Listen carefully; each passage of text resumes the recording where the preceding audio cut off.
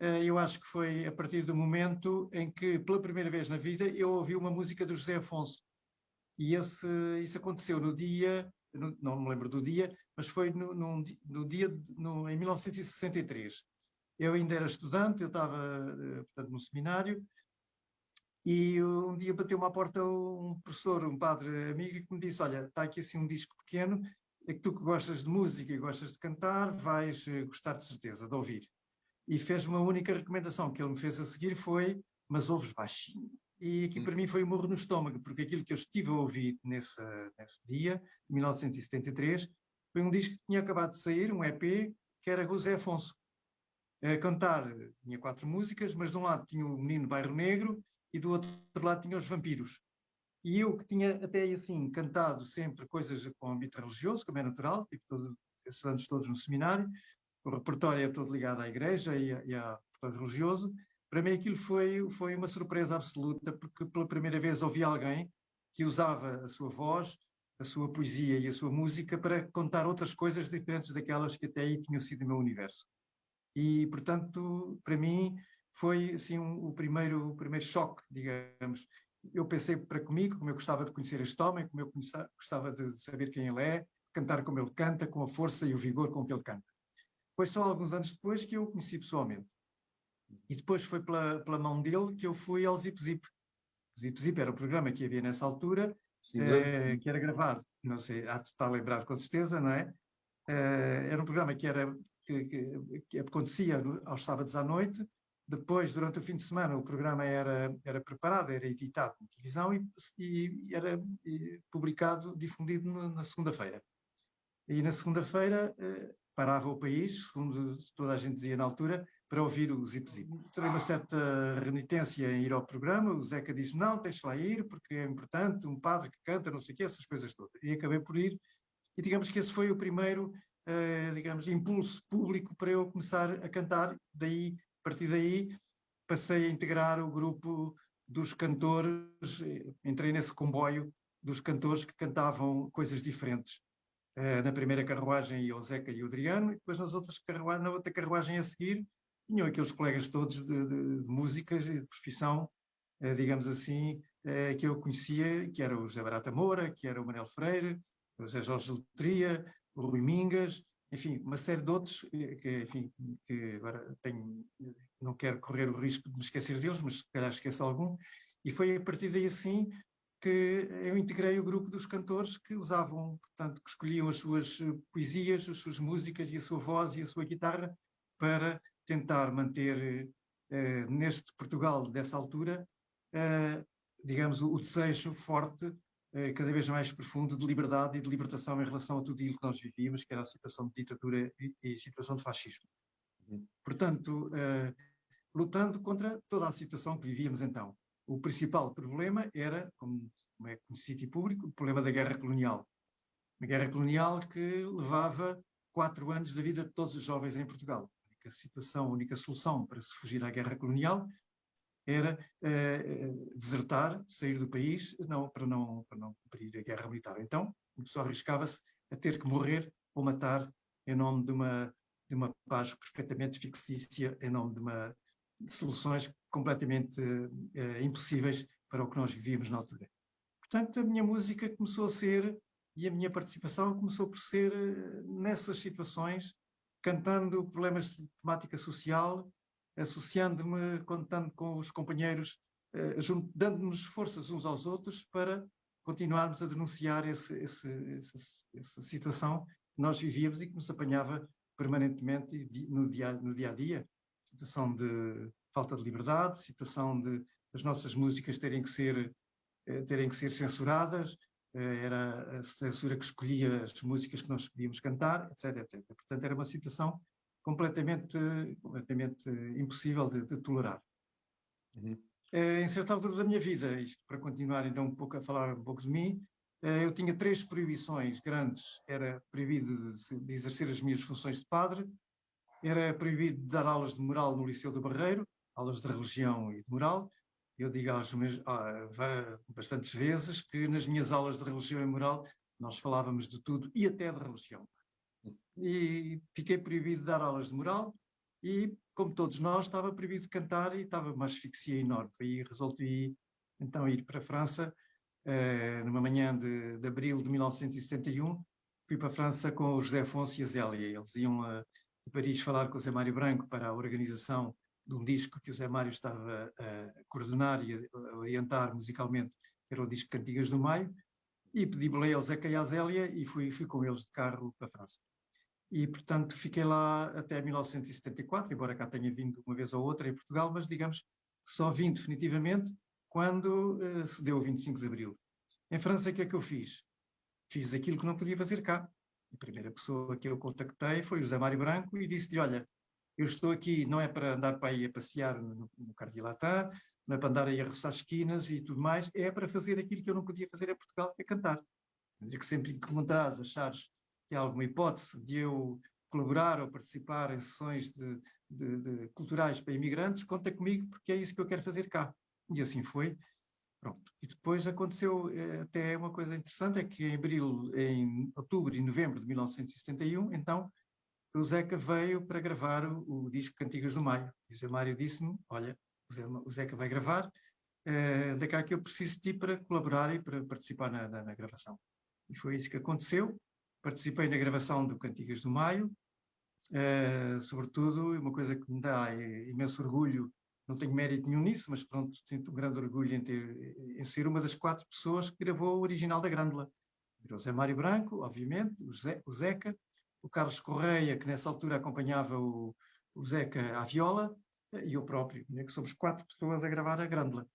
2 anos e meio depois, viemos a saber que a Grândola tinha sido o segundo sinal para o desencadear das operações militares que deram origem ao 25 de Abril.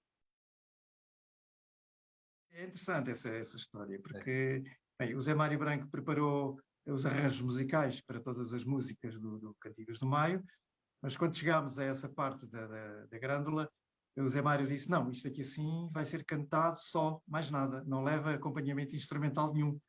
Porquê? Porque esta canção, este tema, é feito ao estilo das modas alentejanas. E as modas alentejanas, os coros, quando cantam, cantam sem acompanhamento instrumental rigorosamente nenhum. E cantam deslocando-se pelas ruas das vilas ou das aldeias onde cantam, arrastando os pés, compassadamente, ao som da música e da moda que estão a cantar. E então o Zé Mário disse, não, vamos fazer aqui assim, esta moda, esta música inspirada, digamos, no ritmo do canto alentejano, e vamos fazer simplesmente passos e vozes, mais nada. Bom, muito bem, quando se tratou de gravar os passos, obviamente que no estúdio, nós estávamos no interior do estúdio, o chão era lisinho, não permitia obter aquele efeito sonoro que se nota quando arrastam os pés nas ruas. E, portanto, o Zé Mário encontrou um sítio onde havia gravilha, havia areia miúda, havia grossa no chão e que experimentámos para ver se podia obter aquele efeito desejado dos passos arrastando pelas ruas. E assim foi. Acontecia, no entanto, que esse espaço era um espaço exterior ao estúdio. E ao lado desse espaço passava uma estrada. E ao passar a estrada, nós não podíamos gravar aquilo durante o dia. Porquê? Porque estavam permanentemente a passar carros de um lado para o outro. Portanto, era impossível obter digamos, uma gravação limpa, sem ruídos extras, sem ruídos parasitários ou parasitas. É impossível obter um som limpinho. E então, a única hipótese que houve foi nós, diz o Zé Mário, a gente tem que gravar isto de noite. E eram para aí 2 ou 3 da manhã, quando nós viemos, então, para esse local que tinha sido preparado anteriormente, para gravarmos os passos. E assim foi. Por acaso não aconteceu nada de especial, isto é, não passou nenhum carro. Andava o engenheiro de som com o microfone quase colado aos nossos pés, acompanhando-nos nos passos, para que aquilo ficasse bem gravado, e gravámos os passos então. Nesse mesmo dia, ao fim da tarde, fomos para o estúdio, pusemos uns auscultadores nos ouvidos, aqueles assim, os cascos dos ouvidos. O engenheiro de som que estava no estúdio mandou-nos o som dos passos gravados nessa madrugada para os auscultadores, e foi sobre esses passos que nós tínhamos gravado. O ruído era qualquer coisa como isto, é aquilo que se ouve na gravação. Claro. Somos nós 4 a andar, a caminhar, E o Zeca começou a cantar então Grândola Vila Morena, e pronto, o resto é conhecido, não é? E foi esta, digamos, a história da gravação da Grândola em duas fases. Às vezes as pessoas perguntam se aqueles passos que se ouvem são os passos da tropa a marchar. Não.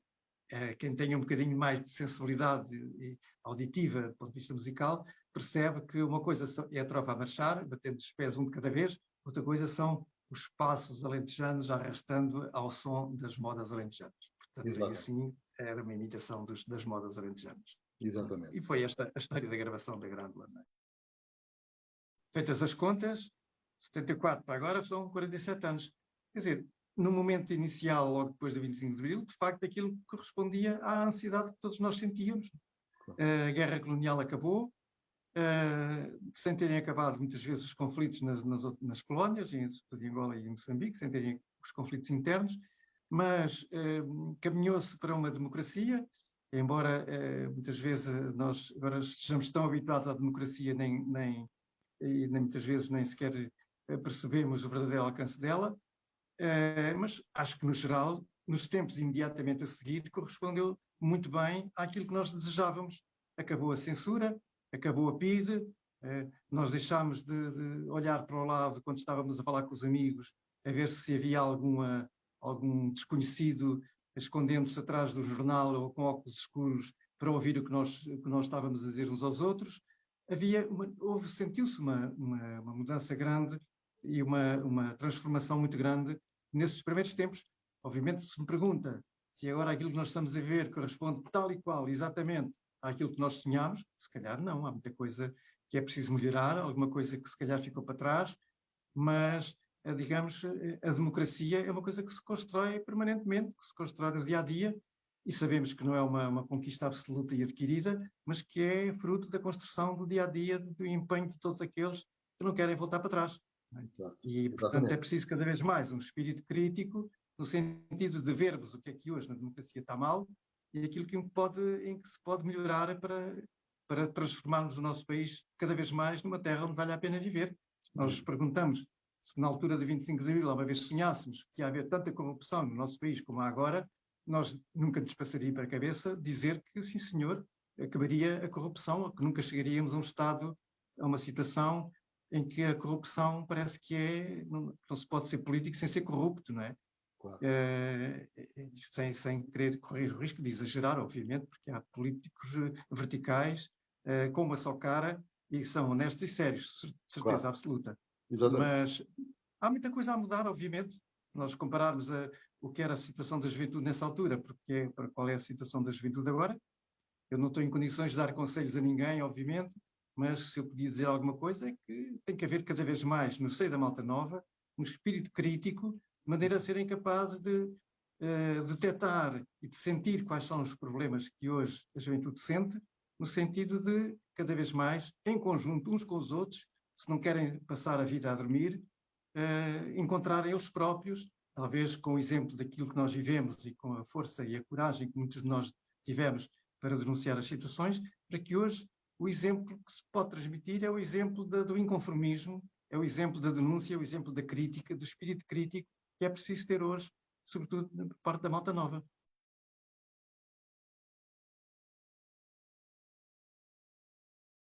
Aquilo que eu posso dizer é que não nos podemos deixar adormecer.